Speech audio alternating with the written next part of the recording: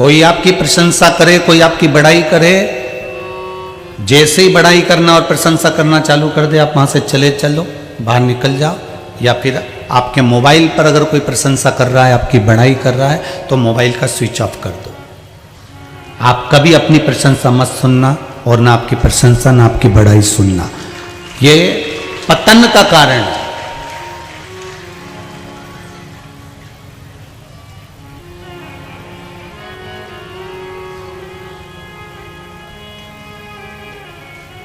अगर कोई आपकी प्रशंसा कर रहा हो, कोई आपकी बड़ाई कर रहा हो, तो आप बिल्कुल मत सुनो। हाँ, कोई आपकी बुराई कर रहा हो, कोई आपकी निंदा कर रहा हो, तो भगवान के मंदिर में जाकर 2 घी के दिए लगाना। आज मेरी निंदा चालू हुई, आज मेरी प्रसन्नता है। इस चीज की मुझे प्रसन्नता है कि आज मेरी निंदा, आज मेरी बुराई दुनिया के लोग कर रहे हैं, आज मुझे अच्छा लग रहा है। आज श्रेष्ठता हुई है मेरे जीवन की।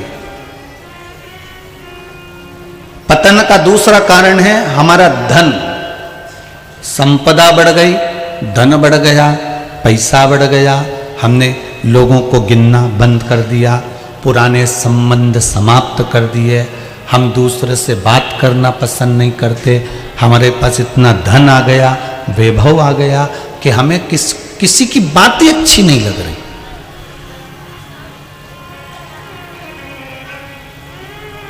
हमें किसी की बात अच्छी नहीं लग रही।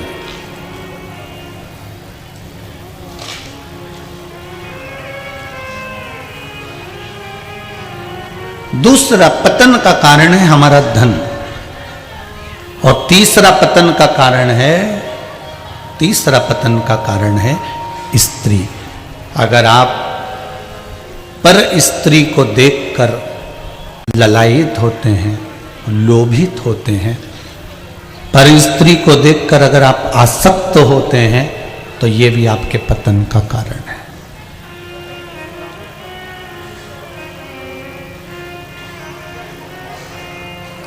तीन चीजों से बच लिए।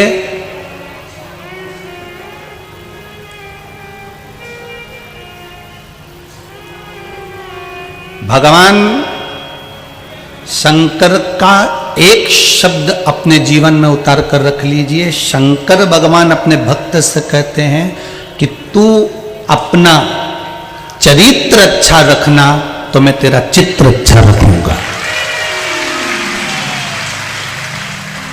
मेरा ओघड़दानी, मेरा शंभु, मेरा त्रिकालदर्शी, मेरा कैलाशी, मेरा शिव एक बात कहते हैं, तू अपना चरित्र अच्छा रखना, तो मैं तेरा चित्र अच्छा रखूंगा। अगर तेरा चरित्र बिगड़ा तो तेरा चित्र भी बिगड़ जाएगा। चरित्र मत बिगड़ने देना।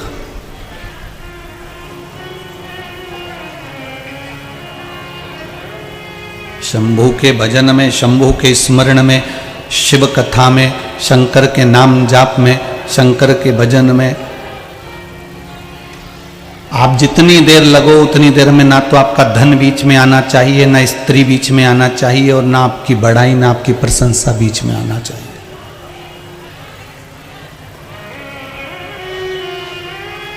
कोई निंदा कर रहा हो तो आपको प्रसन्न हो जाना चाहिए कि हाँ, ये मेरी निंदा में लगा हुआ है।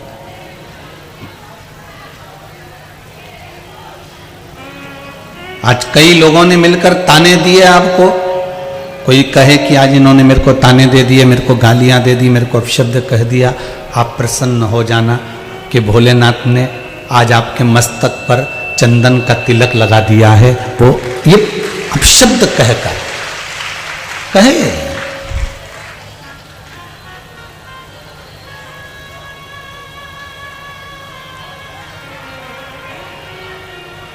गाँव का लोग मने बावरी बतावे, संग की सहेलियां सब उंगली उठावे। महाराज, सारे संसार के लोग अगर आपको मीराबाई को कितने ताने देते, कितना अपशब्द कहते, कितने कितने ताने सुनाए जाते, पर उन शब्दों के बल पर भी मीरा सुख का अनुभव करती है।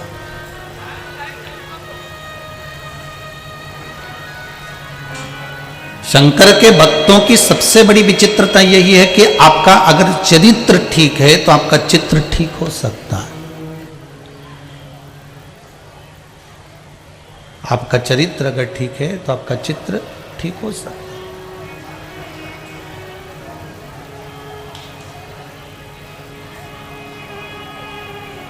मेरे शिव कथा कर रही है, आपका चित्त, आपका मन, आपकी दृढ़ता शिव के प्रति, उसमें बिना दिखावे की, कोई दिखावा ना हो, उसमें कोई दिखावे का क्रम ही ना हो, वो शिव तत्व का आनंद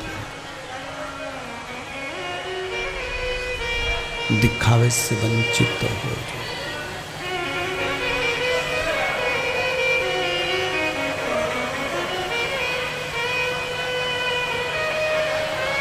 भक्त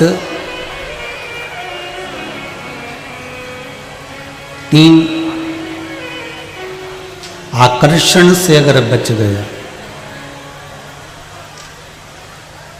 तीन आकर्षण से अगर भक्त बच गया तो उसका जीवन सार्थक हो गया। जीवन सार्थक। कौन कौन से आकर्षण बताए हैं? जम के बोलो जरा। पहला धन, दूसरा स्त्री, तीसरा अपनी प्रशंसा या अपनी बड़ाई। इन तीन चीजों से भक्त को बचना है। इन तीन चीजों से भक्त को बचना है। इन तीन चीजों से भक्त को बचाकर रखना है अपने जीवन को।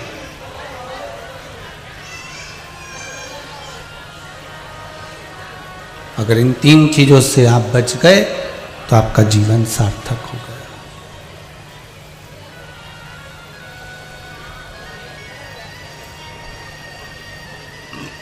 जीवन की सार्थकता एक शिव की भक्त माता अंजना,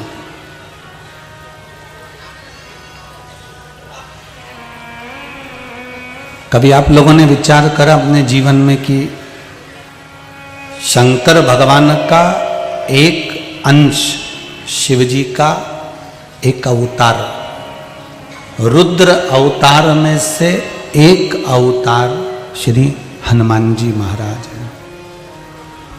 पवन तनय संकट हरन मंगल मूर्ति रूप, राम लखन सीता सहित हृदय बसहु सुरभूप। एक माता अंजना के लिए कभी आपने विचार करा? कभी माता अंजना का मन में आपके भाव उत्पन्न हुआ कि शंकर भगवान का एक स्वरूप, शिव जी का एक रूप, शंकर का एक स्वरूप, ये माता अंजना के गर्भ से प्रकट हुए हैं? शंकर भगवान का एक स्वरूप।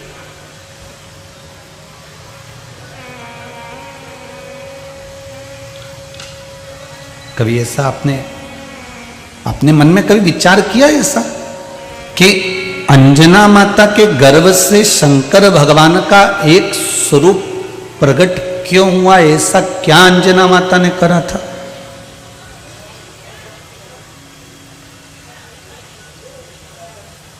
ऐसा अंजना माता ने करा क्या था? ऐसा अंजना माता ने कितना तप करा होगा, कितना तपस्या करी होगी, शंकर की कितनी आराधना करी होगी, तब तो कुछ मिला है। गंगा मैया अगर शंकर जी की जटा में बैठी है तो ऐसे ही बैठ गई क्या? पार्वती मैया से चौगुना तप, 1000 गुना ज्यादा तप माता गंगा ने करा था, तब जाकर शंकर की जटा में बैठी थी। पार्वती जी ने तप करा, तब जाकर शंकर भगवान की अर्धांगिनी बनकर बैठी थी।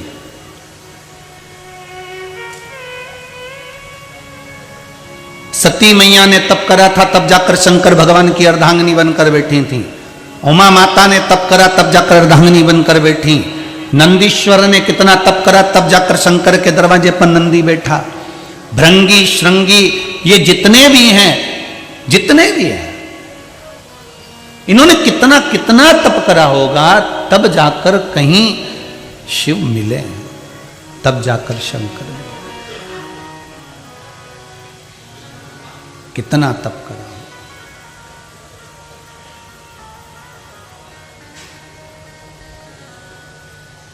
और आप लोग तो एक विचार करके बैठते हो, जितने लोग टीवी पर कथा सुन रहे हो, चाहे मोबाइल पर सुन रहे हो, चाहे इस पंडाल में सुन रहे हो,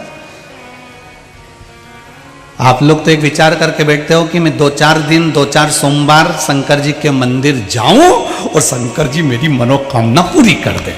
अब यहां शास्त्र कह रहा है, शिव महापुराण की कथा कह रही है, यहां भगवान का चरित्र कह रहा है कि कितने कितने जन्म निकल गए, ना जाने कितने कितनी तप साधना में उम्र निकल गई, तब जाकर भगवान प्रसन्न हुए। अरे इसलिए तुलसीदास जी ने शायद लिख दिया कि कलयुग केवल नाम धारा। कली काल में तो आप अगर एक लोटा पानी भी चढ़ा दोगे, राम बोल भी लोगे, कृष्ण बोल भी लोगे, शिव बोल भी लोगे, और दिल से थोड़े से समय में भी भगवान को प्राप्त कर सकते हो। वहां पुराने समय में तो सालों लग जाते थे, बचपन से तप करने बैठते तो जवानी निकल जाती, और जवानी से करते तो अधेड़ी निकल जाती, तब भगवान प्रसन्न होते थे। आज के जमाने में तो पशुपति व्रत कर लो तो शंकर भगवान प्रसन्न हो जाते हैं। और क्या चाहिए? केवल पशुपति व्रत से शिव जी प्रसन्न। ये पत्र में लिखा।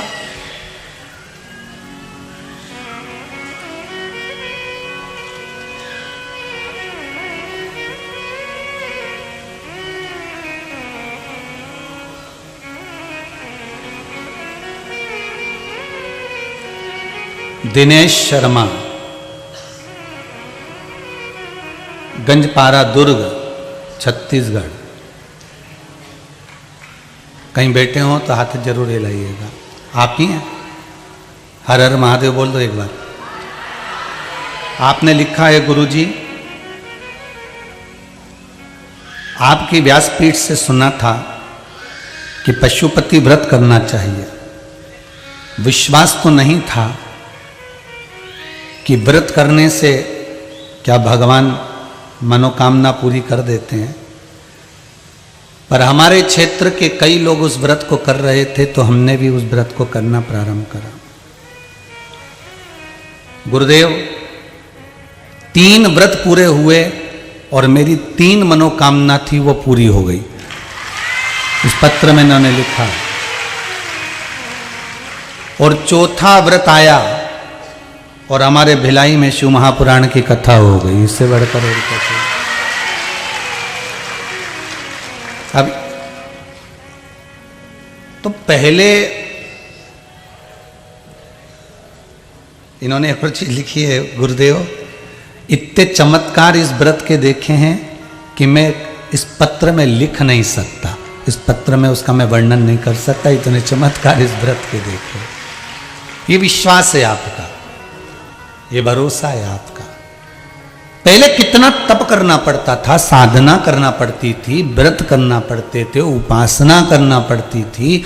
भूखे रहो, नासिका के एक छिद्र से श्वास लो, दूसरे छिद्र से छोड़ दो, कुछ खाओ ना, पियो ना, पत्ती का सेवन करा, बेलपत्र का, सब छोड़ने के बाद तब भगवान मिलते थे। आज के ज़माने में तो खीर बना के ले जाओ, हलवा बना के ले जाओ, 3 हिस्से कर दो, 2 हिस्से मंदिर में चढ़ा दो, 1 हिस्सा लाके अपन खुद निपटा जाओ और शंकर जी मिल जाओ। इससे बढ़कर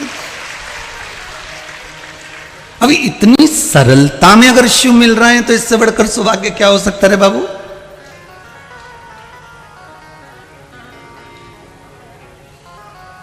अब इससे सुंदर सौभाग्य और क्या हो सकता है कि अब तो वो कहे ना कि 1 लोटा पानी चढ़ाए से भोले मिल जाए।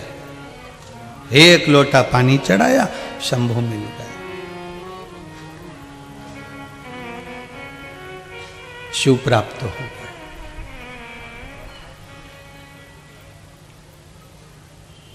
ये भक्ति का बल है। कभी कभी झगड़े से भी शिव प्राप्त हो जाते हैं। एक पति पत्नी अपने बेटे के साथ में, पोता पोती के साथ में, एक पोते के साथ में दादा दादी शंकर जी के मंदिर पहुंच गए। मैं बाल्टी भरी रखी थी तो दादी ने लोटा भर के उठा लिया, और दादा बोले पहले मैं चढ़ाऊंगा, पोता बोले पहले मैं चढ़ाऊंगा, दादी बोले पहले मैं चढ़ाऊंगा।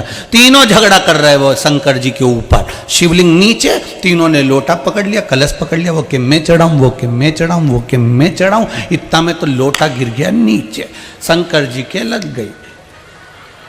जो शंकर जी के लगी तो पार्वती शिव जी की पूजन करने के लिए जैसे ही जल चढ़ाने गई तो पार्वती जी ने शंकर जी से पूछ लिया, भोलेनाथ जी ये दूसरी पिंडी कहाँ से आ गई? ये पिंडी मस्तक पर ये कहाँ से आ गई? शंकर जी बोले, 3 भगत मेरे लड़ रहे नीचे, मेरे ऊपर ही झगड़ा कर रहे हैं। तो पार्वती जी बोले, इनका झगड़ा करने के लिए और कहीं जगह नहीं मिली?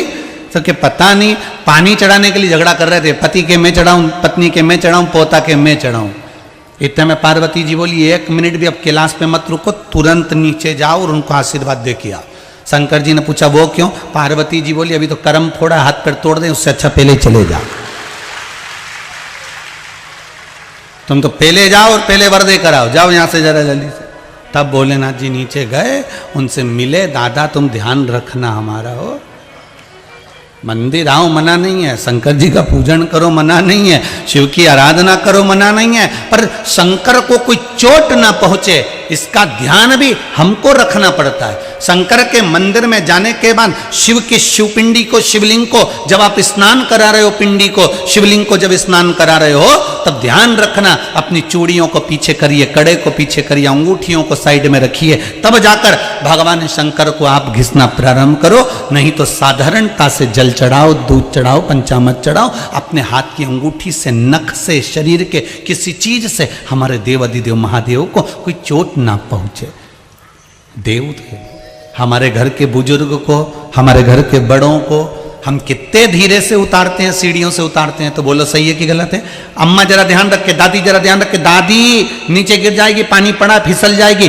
हम दादी को, दादा को कितनी सावधानी से नीचे उतारते हैं सीढ़ियों से। हम दादी दादा को पलंग पर सुलाते हैं तो कितनी सावधानी से सुलाते हैं। हम दादी दादा को भोजन कराते हैं तो नरम नरम रोटियां देते हैं, रोटी कड़ली हो जाए तो दूध में डाल कर देते हैं, रोटी और अगर गल गई तो ठीक है, नहीं तो दाल में भिंगो कर देते हैं कि दादी दादा से सही से चबाते बन जाए। उसी तरह हमारा देव अधिदेव महादेव भी हमारा दादा है, उसको कोई कष्ट ना हो उसका स्मरण हमको करना पड़ेगा, वो भी हमारा दादा।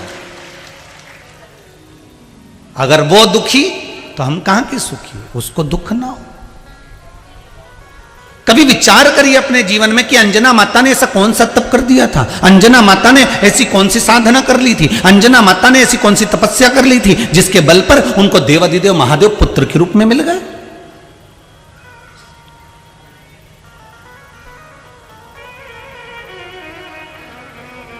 और करा क्या था? समुद्र मंथन के समय पर 3 अप्सरा निकली थी। कितनी अप्सरा निकली थी? 3। उसमें से एक अप्सरा का नाम आपको पहले बता दिया, क्या नाम था? तारा। दूसरी अप्सरा का नाम था पुंजिका स्थला। क्या नाम था? पुंजिका स्थला। ये दूसरी अप्सरा का नाम। अब मंथन में जो पुंजिका स्थला निकली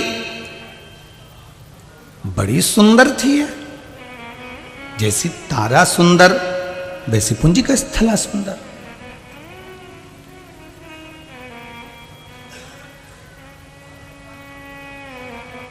ये अंजना माता की भक्ति की कथा है।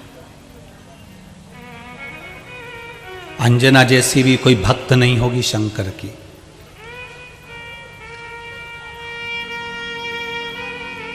जैसे कल कथा में अच्युत बाबा की कथा कही थी, शिव जैसे भगत नहीं थे, उसी तरह ये पुंजिका स्थला शिव की वो भगत है। पर प्रथम में भगत नहीं रही है। प्रथम में तो अप्सरा थी, सुंदरता थी, इसके शरीर की सुंदरता, इसके चेहरे की सुंदरता। ये जो बचपन होता है ना, ये बड़ा सरल होता है। इसमें ना तो अहंकार आता है, ना अभिमान आता है, ना कोई काम आता है, ना कोई वासना, ना कोई आसक्ति होती है, ना कोई तृष्णा।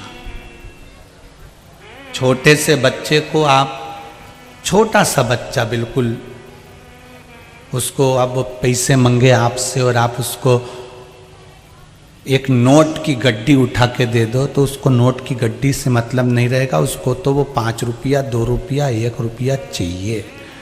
उसको टॉफी लाना है, कुरकुरा लाना है, उसको बाजू वाले की दुकान पे जाके लॉलीपॉप लाके खाना, उसको तुम्हारे 50,000 के नोट की गड्डी से 1 लाख के नोट की गड्डी से कोई मतलब नहीं। और साधारण व्यक्ति को आज के जमाने में अगर 1 का नोट दे दो, 1 का कलनार दे दो, 1 रुपया दे दो, तो वो तब शब्द कहना प्रारंभ कर। किसी भिखारी को भी 1 रुपया दो नहीं तो आजकल मुंडा सड़ा ले। जब भिखारी को 1 रुपया दो ना तो अपने को ऐसा देखता है जैसे अपन भिखारी है। तो गलत नहीं है, सत्य बात है। 1 रुपया अगर भिखारी को दो ना तो यूं घूर के देख के जाएगा, घूर के। इसलिए अगर 5 रुपए या 10 रुपए हो तुम्हारे पास तो दो, नहीं तो 1 रुपया दे तो वो भिखारी भी घूर के देखे तो इससे अच्छा अपने को वैल्यू खराब हो जाए 4 लोगों में कि अपन तो बता अच्छा खासा ही हमसे को ऐसा घूर लिया, 1 रुपया दिया जिसमें ऐसी कोई बड़ी बात नहीं, कितनी दिया अपने दिया।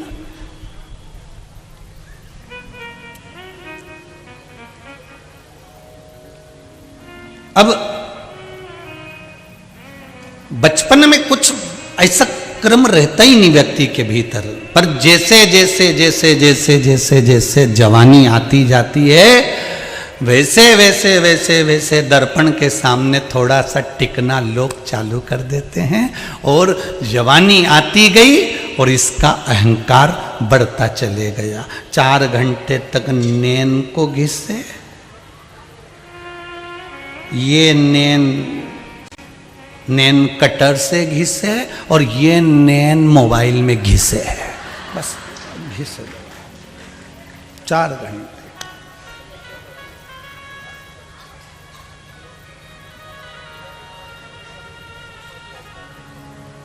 और भगवान ने जिसको ज्यादा सुंदर बनाकर भेज दिया है, बहुत ज्यादा अगर भगवान ने सुंदर बना के भेज दिया तो उसके भी ठिकाने नहीं, पांव जमीन पे नहीं। वो तो अच्छा है कि जमीन पे पैदा हुई, नहीं तो ये तो कहती हम तो आसमान पे चलेंगे। भगवान अगर ज्यादा सुंदर बना के भेज दे तो।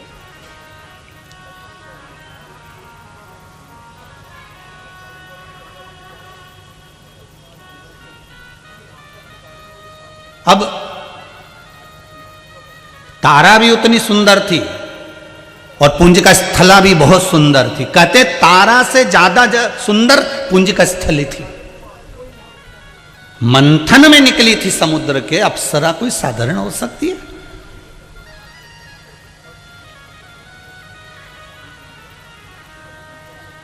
मंथन में प्रकट होते से ही इंद्र देवता ने कह दिया पुंज का स्थला को हम देवलोक की शोभा बढ़ाएंगे, ये वहां की अप्सरा रहेगी। देवता ने कह दिया ठीक है, आप इसको ले जाओ देवलोक में, इसको रखो, ये अप्सरा सुंदरता दे रही है।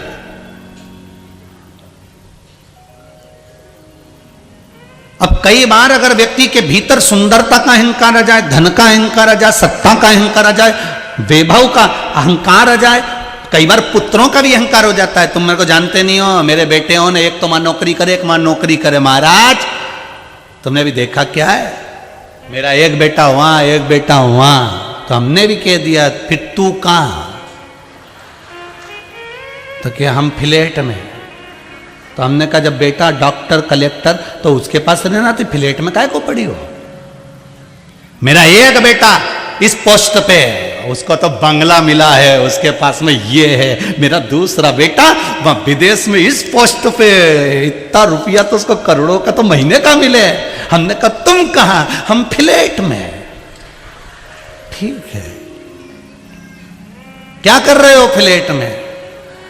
बस दोनों धनी लुगाई पति पत्नी है, रोटी सब्जी बना लेते, खा लेते। सब्जी कौन ला के देता है? किसी को फोन लगा देते हैं, वो ला देता है। अगर सोसाइटी में आए तो हम नीचे से ले लेते हैं। नीचे उतर जाते हो, कभी कभी लिफ्ट चालू होती है तो नीचे उतर जाते हैं, नहीं तो रस्सी में बांध के डलिया नीचे कर देते हैं। अच्छा, तो फिर वो छोरे उनके पास, लड़कों के पास क्यों नहीं जाते हैं? उनकी पत्नियां बहुत जगदम्बा है, इसलिए नहीं पाया, पत्नियां जगदम्बा। अब तो तुम तो अभी तो इतनी अकड़ के कह रही थी महाराज छोरा ऐसा, महाराज छोरा ऐसा। वो तो सबके सामने कहना ही पड़ता है। तो हमने कहा हमारे सामने तो मत क्यों, या तो पुराण में लिखा है कि तू तो काली रे कल्याणी हो माया, जित देखूं ते जोग माया। या तो लोग भजन में भी गाए, अम्बे तू है जगदम्बे काली, जय हो भिलाई वाली, सब उतारे तेरी आरती। तो या तो लोग गाए भजन में, आरती में लोग गाए कि ध्यान, अब तू कह कि मेरा छोरा वो, मेरा छोरा वो, अकड़ किस बात की, अहंकार किस बात का, अभिमान किस बात का, किस अकड़ में हम जी रहे हैं, किस अभिमान में हम जी रहे हैं, किस अभिमत्ता में हम जी रहे हैं, किस अभिमत्ता में हम जी रहे हैं। पुंजिका स्थला का, सुंदरता का उसको अभिमान हो गया था, इसलिए आज इंद्र से कहकर आ रही है, आज मैं देवलोक में नृत्य नहीं करूंगी, आज मैं देवलोक में नृत्य नहीं करूंगी, मैं अप्सरा, आज मैं मृत्यु लोक में जा रही हूं, पृथ्वी पर।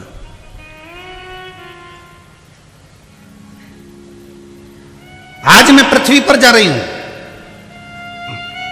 ठीक है, जाओ।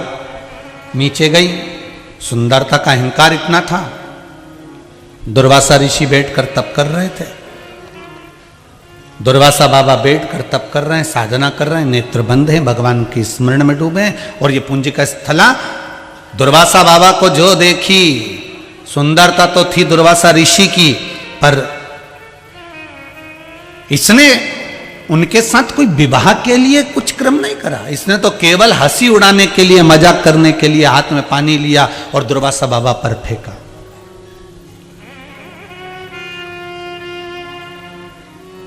फिर हाथ में पानी लिया, फिर दुर्वासा ऋषि पर फेंका।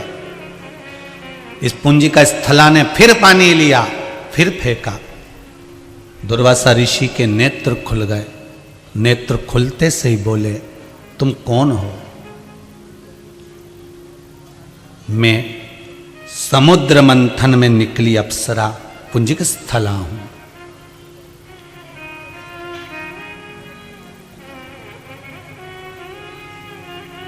मंथन में निकली हुई हूं मैं, देवताओं के राज्य में निवास है मेरा, देवलोक में मैं रहती हूं। ओहो, अभी कथा में कहा था, प्रयास करना कि आपके पास में क्या पद है, क्या सत्ता है, क्या वैभव है, क्या आपके पास में है। आप कभी अपनी माता को, अपने पिता को, अपने गुरु को और परमात्मा को जाकर कभी मत कहना कि मेरा ऐसा ठाट है, दिया उसी ने है, उन्हीं की कृपा से मिला है। इसलिए माता, पिता और गुरु और मेरा भगवान, उसके सामने जाकर कभी अहंकार के शब्द मत कहना, अकड़ के शब्द मत कहना कि मैं इस पद पर हूं, मेरी ये प्रतिष्ठा है, मेरा ये मान है, मेरा ये सम्मान है, मेरी ये गाड़ी है, मेरा ये बंगला है, मेरी ये सत्ता है।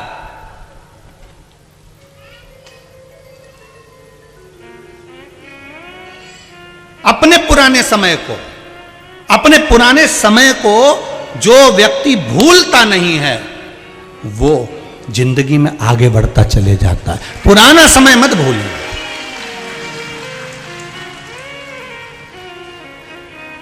और जो व्यक्ति जिस भाव से, जिस चीज का दान जिस चीज में दे रहा है, उसका उसमें स्मरण होना चाहिए।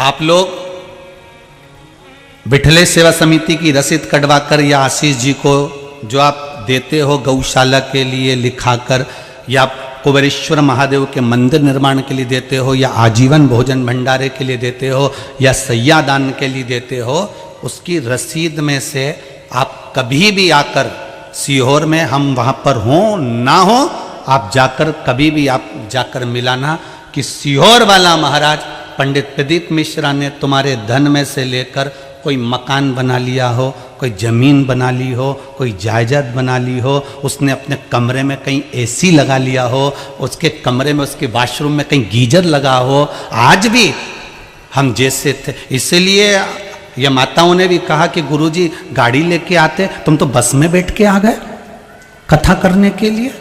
कहीं के बड़े कथाकार आते तो उनके आगे और पीछे 2 गाड़ी होती, उनके साथ में कोई अच्छी गाड़ी में बैठकर आते, अब तो बस में बैठकर आ गए।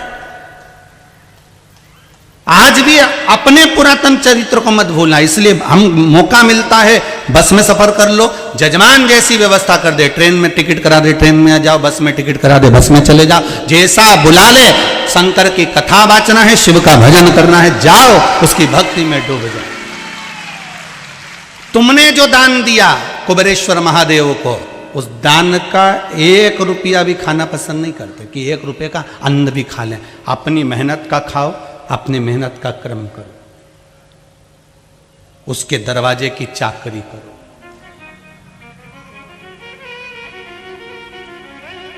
भागवत बहुत होती थी, राम कथा होती थी, शिव महापुराण क्यों नहीं होती थी?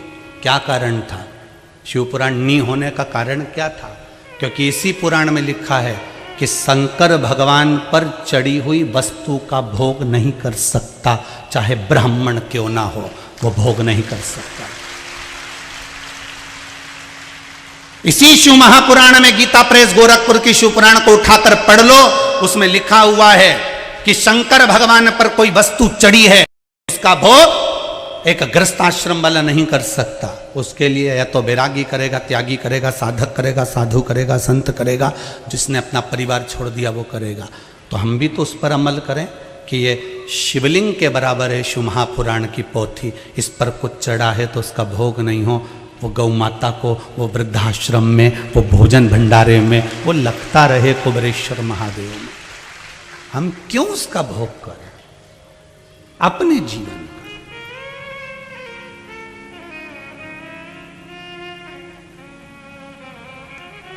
गुरुजी, फिर आप अपना खर्चा कहां से उठाते हो?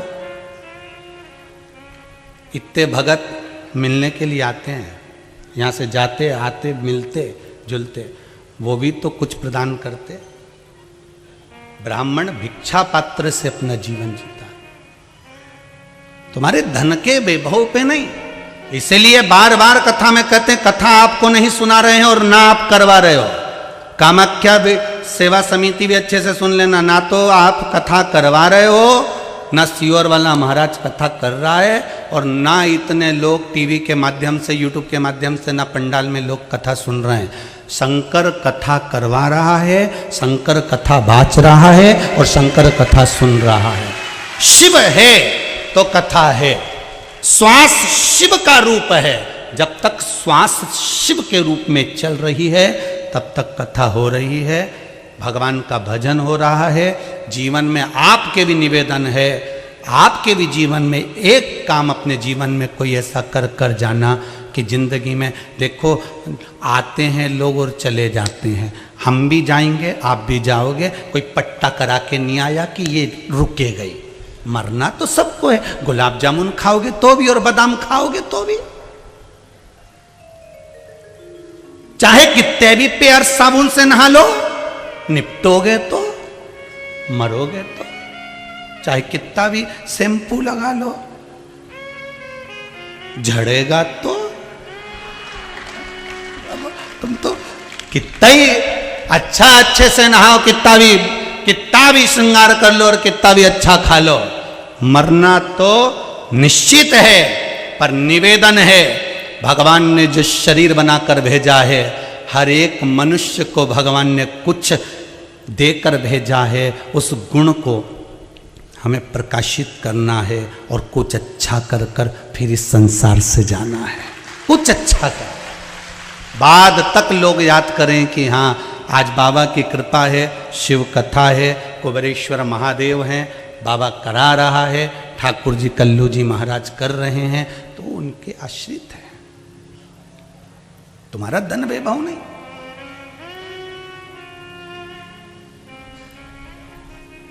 उसका भोग नहीं। अहंकार मत आने देना कभी जिंदगी में कि मैंने ये करा है, कभी अहंकार मत आने दो। एक रत्ती का भी अभिमान तुम्हारे भीतर नहीं आना चाहिए।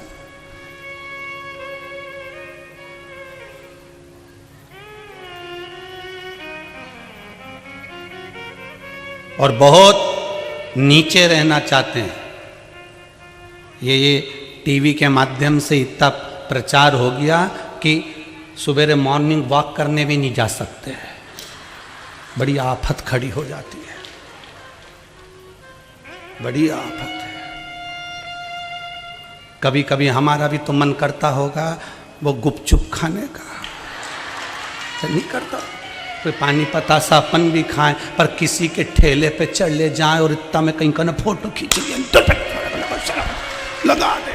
अभी तो सब पीछा पकड़ के लोग तो जब यहाँ शिव महापुराण की कथा कर रही है माता अंजना के पिता श्री गौतम ऋषि जी को, जो त्र्यंबकेश्वर में रहते थे, जो नासिक में रहते थे, गौतम बाबा को, माता अंजना के पिता को, अहिल्या माता के पति को, वो गौतम बाबा जब अपने आश्रम में रहते थे तो वहां पे जितने ऋषि निवास करते थे, उन ऋषियों ने, उन ब्राह्मणों ने विचार करा कि गौतम बाबा को कुछ भी कर कर यहां से निकालना है, तो उन्होंने गणेश जी महाराज की आराधना करी। सारे ऋषियों ने मिलकर, सारे ब्राह्मणों ने मिलकर गणेश जी को प्रकट करा। गणेश जी ने पूछा क्या चाहिए मांगो, बस एक काम करो कि तुम गौतम ऋषि पर कोई कलंक लगवा दो।